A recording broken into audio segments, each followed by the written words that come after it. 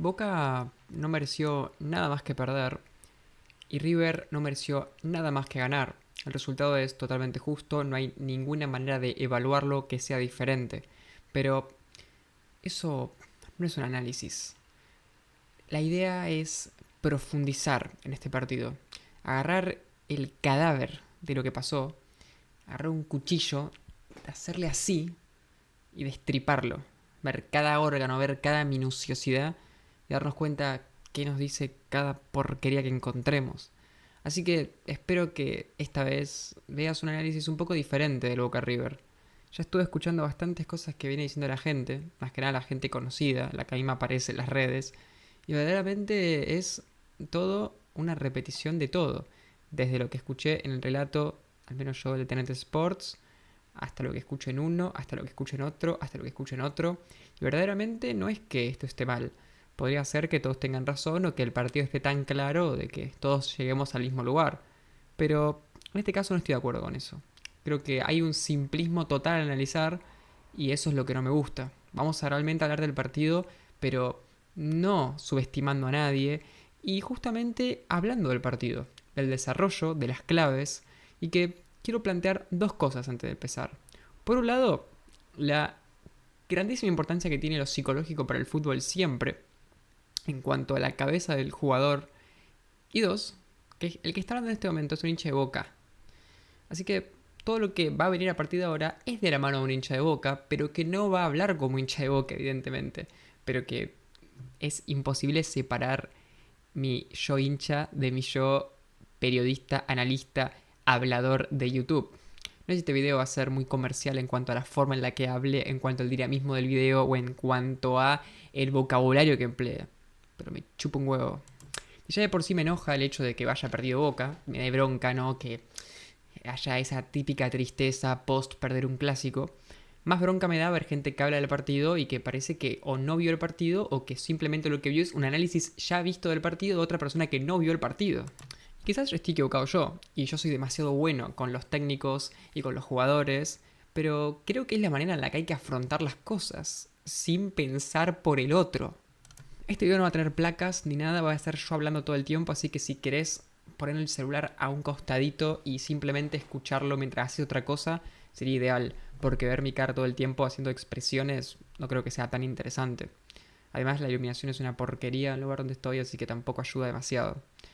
Creo que algo que me gustaría hacer como el pie de todo el análisis es entender lo siguiente. Tanto para Gallardo como para Gago, cualquier cosa que hayamos visto en la cancha nunca nos va a permitir dilucidar cuál era la idea que tenían. Y ni siquiera la conferencia de prensa nos va a ayudar a dilucidar la idea que tenían, porque una vez que está la conferencia de prensa te pueden decir cualquier cosa. Entonces, la verdadera idea de lo que planearon en la semana tanto Gallardo como Gago, no sabemos cuál es. Y lo único que sabemos es que ambos intentaron hacer lo mejor que pudieron para llegar a algún objetivo y de ahí en más tener un partido favorable tácticamente. Partiendo de esa base, vamos a empezar a hablar de lo que quizás la mayoría habla y que justamente es el eje de la crítica que quiero hacer, que es este tema de la línea de 5.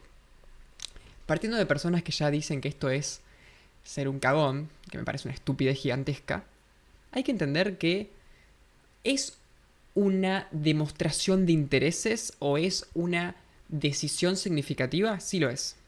¿Por qué? Bueno, muchas razones. Número uno, primero hay que admitir que sorprendió. Y esto me parece positivo. Después, en la ejecución vamos a hablar de todo este video, no sé cuánto va a durar. Pero, obviamente, hay un mérito en la sorpresa. Para mí, para cualquier desafío táctico que vos te enfrentes, la sorpresa es un eje que tenés que manejar. A veces la sorpresa puede estar en cuestiones más sutiles. En este caso, Gago decidió sorprender, me refiero porque Boca no venía jugando con este esquema, en un partido importante. Bueno, a mí no me parece mal que haya intentado hacer eso. Ahora, esto es de cagón, esto es defensivo, esto es ir a no perder. Yo verdaderamente dudo mucho que esto sea de cagón o para ir a no perder. ¿Por qué? Porque dudo mucho que un técnico piense así. Después, que eso se vea así, o si vos pensás que Gago inconscientemente o conscientemente, que sería aún peor, hace las cosas por esa razón, por cobardía pura, Bueno, vos podés pensarlo y estás en tu derecho y si lo comentás, lo respeto. Pero yo creo que hay una idea detrás de lo que hizo y que probablemente tiene que ver con suponer cierta inferioridad en algún aspecto que tenía Boca con respecto a River, decidir no disputar ciertos espacios para no correr ciertos riesgos y decidir un juego diferente, posiblemente más vertical, no necesariamente diría yo defensivo, pero bueno, vamos a meternos en el partido más específicamente en los hechos, más allá de las ideas que tenía Gago desde un principio, también para empezar a ver lo que pasó. Porque más allá de que Gago pueda haber tenido la idea genial de hacer algo sorpresivo, este video no es a favor de Gago. Evidentemente Boca no jugó bien, y lo primero que dije en este video fue que Boca no mereció nada más que perder. No mereció ni el empate ni cerca. Lo que yo interpreto es que la defensa que tenía Boca no le funcionó, no porque tenga esa disposición. No es que Boca, porque tenía esa disposición, se vio aplastado por River. Porque realmente es muy relativo. Si Boca hubiese empezado el partido con una presión tremenda, cada pase que hacía River, Boca hubiese sido un equipo agresivo y hubiese tenido muchas más recuperaciones, o al menos el partido hubiese sido mucho más volátil. Boca, además de tener 5 defensores, por momentos tenía una postura pasiva. O sea, si bien intentaba pararse un poco más adelante que una defensa promedio de Sarmiento de Junín con Sanguinetti, se notaba que no había una búsqueda de cortar demasiados pases. Y de hecho, cuando lo intentó hacer, que quizás eran en situaciones donde River hacía conexiones muy rápidas y como que cuando se escapaba a cierto jugador, ahí Boca cortaba, terminaba haciendo faltas y por ende como que Boca terminaba llegando tarde. En ese sentido, la presión, si es que estaba planificada, no se ejecutó, quizás por un ímpetu demasiado fuerte de River, o por una precisión que Boca no se esperaba que tenga River, o por unas ideas que Boca no se esperaba que tenga River, o quizás por una desorganización en ese intento de presión o de recuperación. La realidad es que Boca, pese a que tenía mucho espacio detrás de los defensores de River, porque River por momentos tenía a Martínez Cuarta parado en campo de Boca, no contraatacaba. O sea que el plan inicial, si Boca quería tener un planteo de recuperación y salida rápida, no funcionó. Evidentemente, River tuvo un partido increíble. Diría que mi parte favorita de River fue esos primeros minutos, que no fueron los minutos más peligrosos en cuanto a ocasiones claras de gol, pero sí fueron los minutos más, digamos, bellos o interesantes, porque ahí Boca todavía no estaba anímicamente caído. Estaba jugando el partido que se suponía que quería jugar. No que se suponía que quería jugar. Y River así todo tenía combinaciones hermosas. Desde de centrales como Martínez Cuarta tirándole un centro espectacular a Mastantuono que no termina de cabecear del todo cómodo, pero que es una jugada muy clara, hasta una pared interesante entre Colidio y, si no me equivoco, Acuña. Acuña metiéndose un poco para el medio, haciendo pases interesantes, Mastantuono teniendo conducciones, algunos pases. River tenía una conectividad interesantísima y muy picante, muy chispeante. River tenía un fútbol que circulaba, que fluía, cosa que no lo venía haciendo demasiado, pero este partido lo explotó como nunca antes. Y, párrafo aparte, para mí la figura del partido, Enzo Pérez, que en ese primer tramo, cuando hubo que quizás dio alguna pincelada, algún intento, tuvo una capacidad defensiva magnífica. Con buenos cortes, con jugadas en las de que supo ganar duelos individuales defensivos. River tenía, al parecer, todo bajo control. Pero bueno, si bien River tenía todo el mérito en eso, también Boca estaba impreciso y algunos pases que quizás River no tenía bajo control o no estaba del todo cubierto por su propio mérito, Boca lo cerraba porque lo cerraba. Por nervios, por imprecisión, por lo que sea. Si ustedes se fijan, Delgado no es un jugador que acostumbre a tener una creatividad muy grande. Sí tiene buenas conducciones y se caracteriza por ser un buen mediocampista principalmente por cómo se quita rivales de encima, pero no es un pasador largo o un jugador que tenga preasistencias o estas asistencias del asistidor. Por lo general no, es un buen distribuidor sin más. Este partido tuvo muchos intentos de pases a la espalda de la defensa, que no lo suele hacer tanto y que no le salió bien. Entiendo que si lo intentó más, y no es una característica que le vemos tanto a él, tiene que ver con que el partido estaba pensado para ser vertical. Creo que es un argumento empírico que nos explica lo que Boca intentó hacer cuando un jugador no suele hacerlo y lo intenta más. Ahora, que River te desborde o que River te aplaste, ¿qué hubiese pasado si Boca en vez de tener a Ayrton Costa y jugaba con línea de 4 y Ceballos, por ejemplo? ¿Qué hubiese pasado con eso? ¿Qué hubiese cambiado? Boca hubiese tenido un mejor partido. Y pregunto completamente en serio, porque yo todas las formaciones que había visto de las personas que pensaban que Boca iba a formar con línea de 4 eran formaciones que tenían, en vez de un central, no es que un mediocampista más, sino que jugaban con todos los mediocampistas que jugó Boca, pero además de Merentiel, Ceballos. Entonces, si jugaba Ceballos iba a ayudar en defensa, Ceballos iba a contener el mediocampo, Ceballos iba a tener distribución de juego. Como mucho lo que uno me puede decir es, bueno, pero si querés jugar de vertical, es mejor tener a Ceballos, ¿no? Porque es un jugador más picante, más rápido. Y puede ser. Quizás en vez de poner a... voy a decir un nombre, pero puede ser cualquiera, ¿no? Palacios o a Zenón, hubiese puesto a Ceballos. Si de todas formas vos no tenés una idea de tener tanto la pelota, dejá al que está mejor de los dos más creativos y tené otro punta. Así todo, ese cambio que estoy proponiendo no incluiría sacar un central. Simplemente la clave sería tener a Ceballos para la contra. Ahora, si cambias a Ceballos, pero ni por Zenón ni por Palacios, y lo cambias por un central, si ya de por sí River, en ese primer tramo, te dominó el mediocampo, Boca no presionó, ¿qué hubiese pasado? Digo, verdaderamente, ¿qué hubiese pasado? Porque a uno podría pensar, no, porque si Boca hubiese tenido esa formación, seguramente hubiese tenido un planteamiento más ofensivo que hubiese implicado... Bueno, sí, pero si ya de por sí River te dominó el mediocampo, ¿qué te aportaba Ceballos para esa lucha de tener el dominio de la pelota? Hasta yo te diría que quizás Boca hubiese sufrido mucho más en defensa, obviamente, ¿no?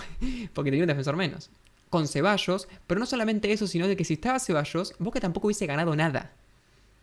Creo que los centrales de Boca en ese primer tramo fueron la única ventaja que tenía Boca, que al principio, en esos tramos antes del 1-0, River tenía el dominio, pero el pase final siempre terminaba siendo, como vimos, con alguna falta, que Boca lo lograba frenar, cosa que no es positiva para Boca, pero digamos que era algo que la jugada se frenaba, o con algún pelota parada, algún intento de pase, pero que no terminaba de ser del todo claro. Se podría decir que Boca tenía una solidez, digamos, enjaulada en su área, pero que no implicaba que River lo estaba desbordando. River le estaba ganando todos los duelos y estaba haciendo un equipo muy dinámico e interesante, sacando esa jugada de Martínez Cuarta para el centro de que hablamos ya para bastante bueno, pero Boca dentro de todo tenía cierto armazón que posiblemente después, si el partido avanzaba y tenía amonestados, Boca iba a empezar a sufrir. Pero es otro tema, porque los amonestados de Boca no tienen que ver con que el planteamiento haya sido malo, sino con que los jugadores puntualmente fueron demasiado bruscos, y también que en este caso el árbitro estuvo muy exigente. O una falta que me parece bien que sea exigente, pero quiero decir que si hubiese sido un árbitro diferente, quizás Boca hubiese esos primeros 20 minutos tenido las mismas faltas que tenía sin amonestados, y en ese caso no hubiese ningún problema.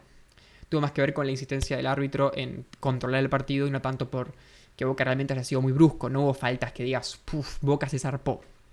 Pero está bien, insisto, me parece que es una manera de arbitrar y de hecho el partido se manejó bastante bien. En este sentido, parecería que yo estoy diciendo que Boca, si hubiese mantenido todo lo que estaba haciendo, se está trabando todo, perdón, y si hubiese mantenido todo lo que estaba haciendo y no aparecía ese gol increíble de Mastantuono, hubiese ganado el partido, no.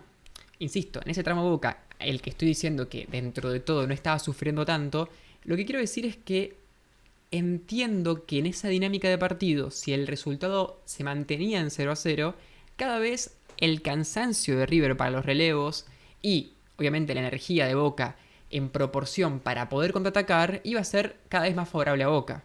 O sea, si Merentiel está siempre parado ahí, o algún otro que puede picar, sea Zinón o quien sea, y no tiene mucho desgaste físico, y River va, pero se encuentra contra un Boca bien parado que no puede hacer nada, bueno, tarde o temprano Boca va a tener la ventaja de tener a un Denso Pérez más cansado o poder aprovechar algún error. De hecho, cuando hablemos del 1-1, es un poco una jugada que si hubiese sido en el 0-0, hubiésemos dicho, bueno, esto es lo que quería Boca. Y acá entramos en un tema antes de empezar con el 1-0, que es, ¿Boca está obligado a jugar de igual a igual contra River? Pregunto. Y acá uno seguramente va a decir algo como, bueno, Boca es un equipo grande. Por ende, Boca tiene que jugar de igual a igual, o Boca tiene que... no puede plantear el partido como lo planteó. Es una pregunta interesante, pero yo considero que más allá de lo que quieran los hinchas de Boca, el técnico de Boca, Gago, sea Gago o sea quien sea, tiene que hacer lo que considere mejor. Y yo no sé qué hubiese pasado si Boca jugaba de igual a igual. Me parece que si una persona sale a decir que si Boca jugaba diferente hubiese ganado, o inclusive si una persona dice que jugar de otra manera hubiese sido más digno, me parece una estupidez. Me parece que el fútbol tiene un montón de herramientas estratégicas y que todas son igual de válidas. Ahora, critiquemos estas cuestiones que estoy criticando yo, por ejemplo, de la falta de presión, de todas las cosas que vamos a ver en la ejecución de la táctica, o en un error de la interpretación del planteamiento, pero no en que hay maneras más dignas de enfrentarse a un rival. Si Boca hubiese ganado, seguramente hubiesen dicho, es la mística de Boca, porque tiene que jugar así. Es totalmente relativo y al final siempre caes en el resultadismo cuando partís de esas bases de jugar así es digno, jugar así no es digno. Y con digno me refiero a que es digno de un equipo grande. Gol de Mastantuono. Yo les juro por Dios que cuando estaba ahí, le hablé a la pantalla, estoy viendo el partido solo. Le hablé a la pantalla y le dije a Mastantuono, no lo hagas por favor. Y no era una jugada en la que verdaderamente sea tan obvio que iba a meter un gol de tiro libre, pero no sé por qué le dije eso. Quizás con una intención un poco de mufarlo a Mastantuono. Y aparentemente hice todo lo contrario, porque fue un golazo. Increíble Mastantuono. A mí no me parece que haya sido el mejor partido, pero evidentemente jugar así, o sea, con ese gol y un partido bastante bueno, en el partido contra Boca, es mucho más importante que haber jugado un montón de partidos que quizás jugó mejor, pero en partidos más irrelevantes. Pero en cuanto a constancia de nivel, no creo que haya sido el mejor partido de Mastantuono. Después del 1-0, ahí River tuvo el momento en el que, además de desbordar a Boca, Boca estaba decaído anímicamente, Boca estaba apurado y River estaba confiadísimo. Y ahí es donde apareció Marchesín, que salvó a Boca un montón de veces. Ese fue el peor momento del partido para Boca, más que nada por la profundidad que tenía River y que le ganaba en todo. En las pelotas paradas, o sea, las situaciones en las que Boca tenía que ganar porque tenía 3 centrales, las perdía. Pero creo que tiene más que ver con un tema anímico. Y bueno, también River tiene buenos pateadores, tiene buenos cabeceadores, ¿no? Pero bueno, ese fue el tramo en el que River daba la sensación de que podía golear a Boca. Y si lo goleaba ahí era justo, porque lo estaba pasando para arriba. Ahora, antes del 1-0 no lo estaba pasando para arriba. Estaba simplemente teniendo un juego más proactivo, ¿no? Y Boca un juego más reactivo. Y estaba en ese momento del partido triunfando, objetivamente para mí, el equipo proactivo. O sea, no es que Boca estaba haciendo su juego cómodo, dominando en el no dominio, no, las olas. Boca estaba jugando peor que River, pero no estaba haciendo tan mal. Estaba haciendo un partido normal, siendo un equipo un poco inferior a otro, pero que en el tiempo se va explayando esa superioridad. Ahora, después del 1-0 ahí sí ya fue terrible. Boca empata, un gol de suerte, simplemente un error de Pesela, nada más, y una buena definición de Merentiel. Insisto, esa era la jugada que Boca tenía que haber tenido antes del 0-0. Y que la tuvo después del 1-0 simplemente porque Boca nunca se pudo recomponer y nunca tuvo lo que después va a tener en el segundo tiempo, que es la pelota. Como River se quería meter el segundo, el tercero y el cuarto, Boca mete un gol de contra. O no es de contra, ¿no? Pero entendemos, ¿no? Un gol que da la impresión de que si vas perdiendo el partido, no puedes meter un gol así. Bueno, contra River y contra un River tan motivado por golearte, sí. No creo que sea culpa de River, creo que en ese momento River sí estaba jugando bien y tuvo mala suerte.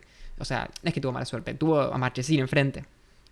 En ese sentido, Boca tiene mucha suerte, empata el partido y ahí hubo una plancha y hubo un momento en el que daba la impresión de que Boca tenía, entre comillas, las de ganar. ¿Por qué? Y porque ahí era el punto en el que River, un poco psicológicamente golpeado por el gol y embroncado porque venía jugando mejor y la diferencia tenía que ser más grande, iba a tener ataques aún más como con más cantidad de gente, más apurados, más desesperados por marcar una diferencia. Y claro, y Boca ahora sí, con el mismo planteamiento que tenía, y ahora con un rival más desesperado que antes, iba a poder quizás aprovechar alguna oportunidad para meter el 2-1. Esa oportunidad tenía poco tiempo, porque cuando empata Boca faltaba poco para que termine el primer tiempo. Boca no tuvo esa chance, pero no la tuvo, como insisto, porque no se dio. Boca no tuvo esa precisión, o simplemente River mantuvo la posesión, y en un centro River pone el 2-1. En ese momento en que River pone el 2-1, a River le cae del cielo el gol. Le cae del cielo entre comillas, quiero decir. O sea, estaba teniendo la pelota, estaba intentando, pero no tiene nada que ver ese momento de River con el momento previo al gol. No es que River siguió jugando igual. Hay también un factor de la individualidad de Acuña con un centro muy bueno. Y después, bueno, el casazo de Driussi que creo que no le echaría mucho la culpa a los centrales. Creo que en ese sentido el centro fue bueno, le cayó justo a él. Y después Marchesín tampoco creo que tenga responsabilidad. Tipo, la taja da un rebote lógico y simplemente Driussi le empuja y mete el 2-1. Un gol obviamente también psicológicamente terrible para Boca, que está con eso de que había empatado y que está automáticamente en un momento en el que estabas un poco mejor te volvió a meter otro gol. Y ese fue el resultado final. Ahora vamos a hablar del segundo tiempo. En resumen, todo lo que vimos hasta ahora nos da una pauta de que verdaderamente Boca, por la defensa de 3, estaba perdiendo el partido. Verdaderamente no. El que lo diga porque simplemente Boca era el que no tenía la pelota es porque no entiende absolutamente nada. Porque Boca pudo no tener la pelota con línea de 5, con línea de 4, con línea de 3, con línea de 2. O sea, el no tener la pelota es algo completamente aislado a el tener una línea de 3, una línea de 5. De hecho, ni siquiera es que tener una línea de 5 jugadores, es defensivo. Es completamente relativo a la postura que vos tengas e inclusive el concepto defensivo en el fútbol es un concepto completamente fuera de la academia de la táctica. O sea, el que dice que un equipo es defensivo, por lo general es una persona que es que no sabe de fútbol, sino que simplemente simplifica demasiado. Realmente vos lo que intentás como cualquier equipo es ganar y por ende tenés que meter goles. Lo que intentan los equipos defensivos es que su ataque no depende estrictamente de cierto dominio de la pelota. Ahora vos me vas a decir, bueno, sí, está bien, es defensivo. Bueno, está bien, si vos querés decir que es defensivo, está bien. Pero yo creo que no del todo es así. De hecho, Racing juega con línea de 3 todos los partidos y no es un equipo defensivo. De hecho, el City de Guardiola muchas veces juega con línea de 3 y me vas a decir que es un equipo defensivo. No es un equipo defensivo. Ahora, fíjense lo que voy a decir ahora, porque ahí te das cuenta de que yo no estoy defendiendo a nadie, sino que quiero simplemente decir la verdad. Boca sí fue un equipo hoy que fue lo que todo el mundo dice coloquialmente defensivo. Pero hay que saber diferenciar de que fue defensivo porque jugó con línea de 3 y porque simplemente quería hacerlo. Y quiero matizar muy bien lo que estoy diciendo. Boca pudo haber jugado 4-4-2 y hacer exactamente lo mismo que hizo hoy. Y no, decidió hacerlo con línea de 3 defensores. Detalle. En la línea de 3 defensores había uno que era Bataglia, que es un mediocampista. Por ende, es una línea de 3, pero que hipotéticamente hablando, si Boca hubiese querido hacer un juego más ofensivo, Bataglia puede haber sido el 5 en ataque como lo es Sosa en Racing, que no es un 5 como tal, pero que sabemos bien que tiene muy buen pie, como lo puede tener quizás en menor medida, pero bueno, son similares en ese sentido de que son mediocampistas reconvertidos a central o centrales que tienen capacidad de mediocampista. Y Boca, con el plantel que tuvo hoy, pudo haber salido a jugar diferente. Entonces el punto no es que jugó con defensa de 5. La crítica no puede ser tan llana como que simplemente ves que hay 3 centrales, 3 DFC y decís, bueno, esto es defensivo. No, Boca no fue defensivo por eso. Boca fue defensivo por un hecho de que decidió tener una postura reactiva, contraatacante, vertical, de ocupar espacios y aprovechar espacios. Segundo tiempo, evidentemente, fue el momento en el que Boca se hizo cargo del partido. Aquí está el tema. Evidentemente, si vos tenés un planteo como el de hoy, cuando vos tenés que empezar a buscar un resultado, el equipo que tenés tiene que reconvertirse. No necesariamente Gao tiene que hacer cambios ofensivos, aunque sí es una posibilidad, pero el eje al que quiero apuntar es que yo me imagino que dentro de las posibilidades que un técnico especula antes de un partido, sabe que te pueden meter un gol antes de lo que vos metas un gol. Por ende, es obvio que ese Boca, planteado como estaba en el principio, más allá de que en un comienzo se entienda como un equipo que sea contraatacador, también se entiende de que al mismo tiempo puede ser atacador cuando vaya perdiendo. O sea que decir que era obligatorio sacar un central en el principio del segundo tiempo es una pavada, porque evidentemente el plan estaba pensado de todas formas así ibas perdiendo o si ibas ganando. ¿Por qué? Y porque los centrales son todos jugadores, en este caso puntuales de Boca. Ayrton Costa es un lateral reconvertido o un jugador con capacidad lateral que conduce muy bien. Rojo tiene buena capacidad de pase, no se lució mucho hoy, pero la tiene.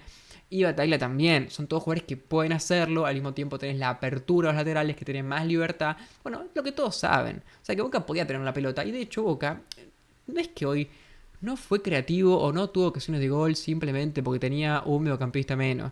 No es así, simplemente es porque Boca no se conectó, porque no hubo buenos movimientos, porque los delanteros o los creativos de Boca no tuvieron ideas, no hubo buena capacidad, por ejemplo, de Advíncula para combinarse, siempre hacía lo mismo, siempre era repetitivo, Blanco lo mismo, deficiencia en la predicción de los centros. No hubo un Boca que se conecte. Ahora, un jugador más en el mediocampo hubiese dado un nombre más que podía dar más opciones de pase y por ende Boca ser un equipo más conectado. Puede ser. Desde mi punto de vista, yo creo que avanzado el partido, no era una cosa equivocada hacer un cambio y sacar un defensor central. Al mismo tiempo, yo interpreto que si vos querés atacar con todo o querés ser un equipo que sea muy propositivo, tener 3 centrales atrás, si todos los demás van a estar en el ataque, tiene cierta lógica. Porque vos estás perdiendo el partido. O sea, vos no puedes exponerte a que te metan el siguiente gol. O sea, vos querés seguir en partido, tener cierta solidez que te cubra, al mismo tiempo adelantarte en la cancha. Obviamente, eso sí, si sigue explayando en el partido y ese jugador te sigue faltando, en algún punto tenés que hacer un cambio porque si igual vas a perder, vas a perder. ¿Cuándo hacer el cambio? Es una pregunta complejísima. Porque uno me podría decir, bueno, hacer al principio es un superclásico, ya está. No te queda otra. Otro te podría decir, bueno, espera 10 minutos y hacerlo después. Otro te puede... Bueno, ¿entendés? Realmente ese momento en el que Gago tiene que hacer el cambio y sacar un central y poner... Es un momento que yo calculo que realmente es muy complicado de definirlo. Por otro lado, Boca tampoco tiene un... Pero este video es muy de Boca, pero bueno, estoy hablando de Boca porque, como siempre, más allá de que Boca gane o pierda, y más allá de que River gane o pierda, el punto es Boca, ¿no?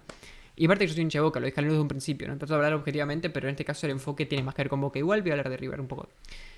¿En qué estaba? El punto es que las variantes que tenía Gago en el banco, que es lo que iba a decir, tampoco eran tan prometedoras o eran jugadores que puedan aportar tanto como para decir, bueno, vale la pena realmente sacar un defensor central relegando cierta solidez que te daban por lo otro. De hecho, Boca, si tuvo una virtud en el segundo tiempo, fue que logró tener la pelota y prácticamente no sufrir nunca una contra de River, sacando esa única jugada de Mastantuono, que por cierto para mí se la morfó totalmente, que igual está bien. O sea, yo prefiero un jugador que intente meter un golazo así, porque habla de su hambre, ¿no? El egoísta de Blue Lock. Está perfecto, es un crack. River, fíjense que hizo lo mismo que Boca en el segundo tiempo. Claro, la diferencia es que River lo hizo cuando iba ganando. Hasta diría que River lo hizo mejor. Ahí tenés un ejemplo de lo que hablaba en un principio. River cuando defendió, no todo el tiempo, pero muchos momentos, la presión que ejercía en la salida de Boca, la presión que ejercía cuando Boca se adelantaba en la cancha, cómo acumulaba jugadores en una zona y asfixiaba a los talentosos de Boca, era muy notorio la diferencia. Si uno ve el primero y el segundo tiempo, ambos equipos que tienen el dominio atacan para el mismo lado, o sea, para el lado donde fue el gol de Mastantuono. Tanto River el primer tiempo como Boca el segundo tiempo. La diferencia es abismal. Boca está parado casi al mismo lugar que River, pero River tiene una manera de defenderse mucho mejor.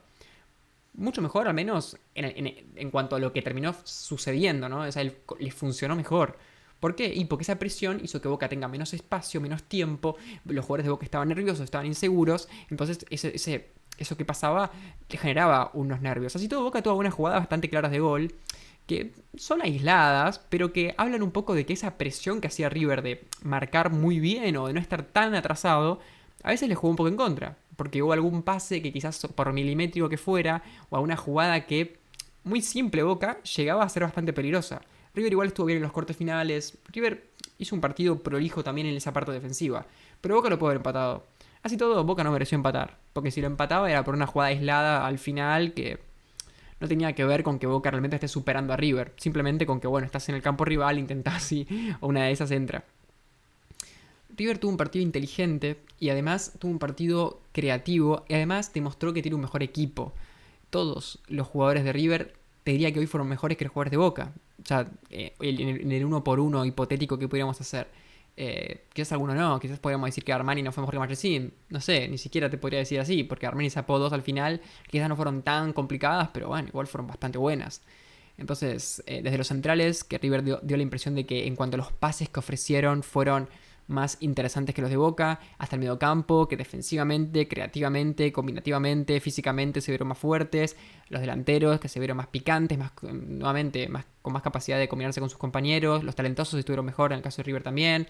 O sea, como que si bien Boca estaba en un grupo diferente que River y Boca tenía más puntos que River, yo creo que se notó mucho que River, hasta desde los cambios que pudo hacer, más allá que no fueron muy importantes en cuanto a relevancia en el partido, se vio que tenía cambios que eran más interesantes, ¿no? Tenían como algo más para ofrecer. Boca en el banco no tenía mucho. Si vos me preguntaras cuál es la razón por la que gana River o cuál es la razón por la que pierde Boca, mi respuesta sería algo así. Ambos intentaron algo diferente. River, obviamente como casi todos los locales del planeta Tierra, fue con iniciativa. Esa iniciativa tenía que ver con jugar con mucha gente y tener un juego combinativo, tanto interno como externo. Y Boca, como ya dijimos, un juego más, quizás, de cobertura de espacios, de un intento de recuperación rápida y salida. Dentro de la estrategia de cada uno, Boca no solamente se vio desbordado, o sea que su cantidad de jugadores no fue suficiente. No solamente los centros de River fueron lo suficientemente precisos como para que cualquier cantidad de jugadores que tenga Boca en el área no sirva. También River encima, con la capacidad que tenía de combinar pases en espacios reducidos, hizo que esos espacios reducidos sean espacios como si no fueran reducidos.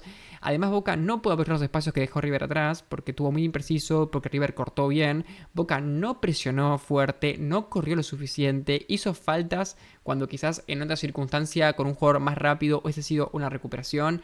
No tuvo ni siquiera una regularidad en contraatacar. Le salió todo al revés. Y a River, al contrario, le salió no todo perfecto, pero todo mucho mejor. O sea, fue preciso, no cometió errores en la distribución evidentes, estuvo concentrado cuando perdía la pelota, tuvo todo lo que tenía que tener para doblegar a Boca cuando tuvo que doblegarlo, tuvo precisión y tuvo talento individual cuando tuvo que tenerlo, como el centro de Acuña, como el gol de Amastantuono. Y después, si hablamos de lo que pasó en el segundo tiempo, es lo mismo pero al revés. River sí tuvo mejores capacidades defensivas en cuanto a la presión y demás, y Boca no tuvo las capacidades creativas que tuvo River ni el talento individual. ¿Culpa de quién es? Y bueno, de todos, ¿no? Yo creo que los jugadores de Boca no jugaron bien. Ahora, ¿es culpa de Gago también? Y sí, obviamente es culpa de Gago también. O sea, me parece que no echarle la culpa a Gago es una estupidez. Yo creo que lo que más me quiero diferenciar es estrictamente el maldito tema de la defensa de 5. La gente tiene miedo de decirlo, Dios santo. Son estrategias, seas Boca quien seas. Y si ganas, ¿qué pasa? Yo no entiendo. O sea, verdaderamente me parece totalmente como casi como dogmático. Como una especie de dogma en el que vos no puedes jugar de una manera y está maldito jugar de esa manera. Me parece que Boca es grande, pero actualmente no le da para hacerse el grande. No sé si me explico. Tus aspiraciones no tienen que ser en base a un título que te ganaste por toda la historia que tuviste. Tus aspiraciones tienen que ser por tu actualidad. Es como si yo, porque en la primaria me sacaba todo 10, me quiera sacar todo 10 en la universidad. Y evidentemente no es así. Mi capacidad intelectual ahora, comparada con los estándares universitarios, es mucho más diferente. No puedo aspirar a lo mismo. Boca tiene un problema y es que intenta aspirar, o el hincha de Boca le pide a los técnicos, a los jugadores, a la dirigencia, que aspire a cierto punto.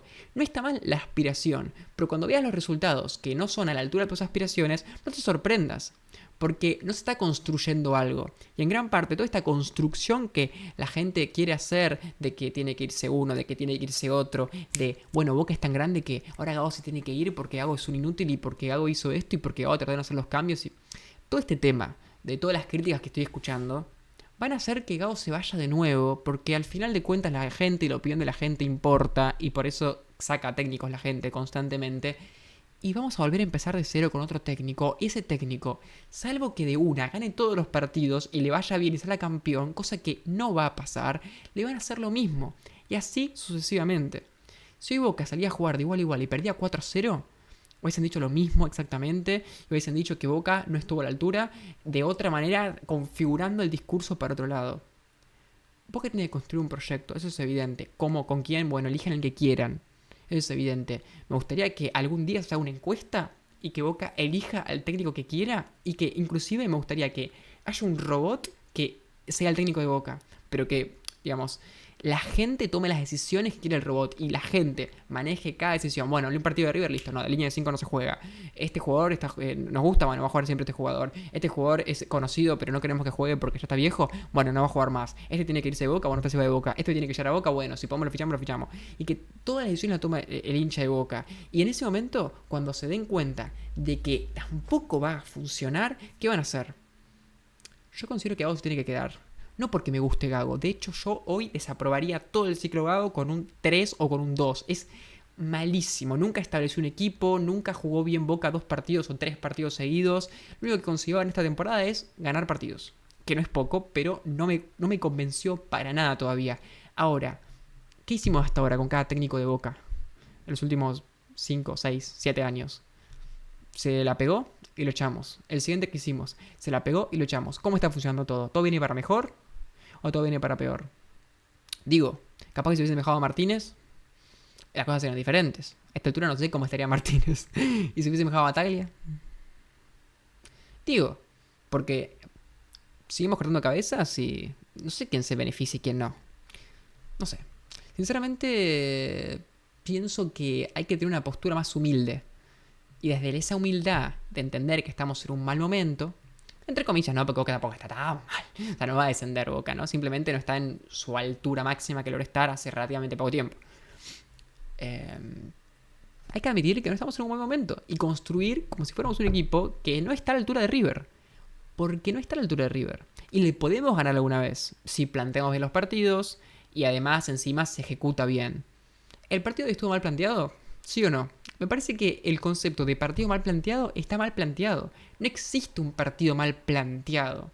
Porque lo que vos planteás después tiene que ejecutarse y combinarse con lo que hizo el otro. Entonces, al final de cuentas, tu idea no está mal. Simplemente pueden pasar un millón de cosas y darte cuenta después si lo que terminó haciéndote perder es tu mala ejecución o tu mala idea es imposible. O sea, empíricamente, ¿cómo haces para demostrarme que el problema fue esto y no lo otro? ¿O cuál fue lo más influyente? La única manera de hacerlo sería volver en el tiempo a hacer otro planteamiento. Y es imposible eso. Entonces, yo solamente lo que pido es que se hable con objetividad, que se hable con un intento de hablar de fútbol y que no se piense que Boca es ese Boca, nada más. Creo que es el video más pasional que tuve y que grabé hasta ahora. Y fíjense lo loco que es que yo estoy más embroncado con la gente que habla de fútbol y que escucho opinar de fútbol más que con Boca, porque me parece que lo que pasó hoy es lógico. O sea, díganme a ustedes, ¿quién pensaba que iba a ganar Boca hoy? O sea, yo les pregunto en serio, ¿quién pensaba que iba a ganar Boca hoy? Yo no. O sea, yo soñaba con que Boca gane hoy. No es que pensaba que era imposible, pero aposté, le pregunté a otros amigos y todos me dijeron lo mismo. Hinchas de Boca, hinchas de River, hinchas de un club neutro. Para mí gana River. Entonces, si ganó River finalmente, ¿qué es lo que todos esperábamos? Tampoco es un escándalo, es lo lógico. Está un poco mejor actualmente. ¿Se puede haber ganado? Obvio que sí. Porque sí, también, si el Sheriff le ganó al Real Madrid, cualquiera le puede ganar a cualquiera. Pero la lógica es lo que terminó pasando. La lógica se dio. Y si dio la lógica, tampoco es ilógico pensar que lo que pasó es algo normal. No es un escándalo. Hablan del partido como, no, Gago regaló el partido. Yo no puedo comprenderlo. Si Gago justamente lo que hizo fue intentar asegurar el partido desde el principio. ¿Dónde está el regalo del partido? Porque yo ya veo... ¿Ustedes se acuerdan ese Racing de Gago? Lo que le pasaba cuando jugaba contra Gallardo. No sé si fue el de Gago, pero bueno, creo que seguramente sí. Igual. Esos partidos que River le metía 5 goles a Racing. Esos partidos impresionantes. ¿Ustedes vieron todas esas goleadas que metió River en esa época en la que River jugaba verdaderamente bien? Que ahora lo va a lograr hacer de nuevo para mí. Pero que ahora todavía no está tan consagrado de nuevo. Si Boca salía hoy a matar o morir y perdía 5-0, ¿eso no era regalar el partido? O sea, al final de cuentas, la única manera de decir que Boca no regaló el partido es que Boca haya ganado y punto. Porque cualquier resultado que pongas siempre va a ser que Boca ganó el partido. O sea, me parece insólito. Yo personalmente no puedo comprender que alguien piense que un técnico literalmente lo hace inconsciente o conscientemente. Me parece que hubo un intento, hubo una idea, ¿tenía sentido la idea? Sí, tenía sentido. ¿Funcionó? No, punto, ya está. No funcionó. Me parece que todo lo demás es una exageración, una hipérbole y una búsqueda de empatizar con el hincha, de llamar la atención, no sé. Díganme qué opinan. Posiblemente hay muchas cosas que dije en este video, así que si vas a comentar algo, vas a hacer lo que quieras igual, pero me simpatizaría que vos digas sobre esto que dijiste, opino esto, y sobre esto otro, opino esto otro. Porque si no te vas a mezclar todo y no vas a entender nada. Estoy atento a los comentarios y si alguien ve este video y opina algo, bueno, estoy ahí atento y debatimos en los comentarios.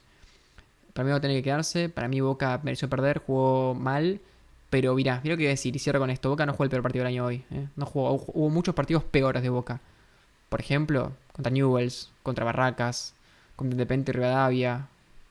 No sé, por ejemplo, los primeros del año fueron todos peores que este.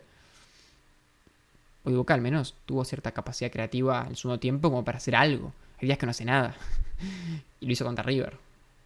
No sé, aún no destaca la actitud de Boca. No sé, yo eso no. Bueno, ya está. 40 minutos. Toma pavo.